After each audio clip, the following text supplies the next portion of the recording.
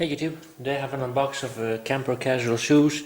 They're the Pippa Navy camper shoes. The code is, as we see here, K100281. It says the original price was 90 euros, but they were on sale, so I got them for 45 euros.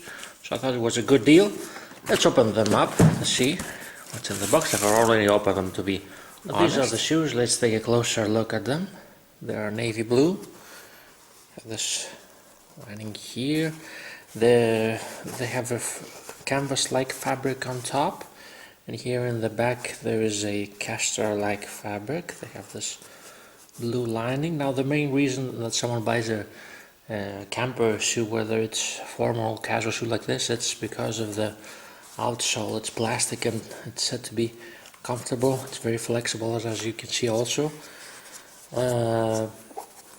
They seem really durable, and they are comfortable shoes. That's the main reason someone would buy shoes from a camper. Now, they were reasonably priced, although camper shoes are a bit on the expensive sometimes. Now the shoelaces are thin. They are already shoelaced. Let's take a look at the shoe. They don't have any outside markings apart from this thing here. And inside you see there's camper, there is this inner lining,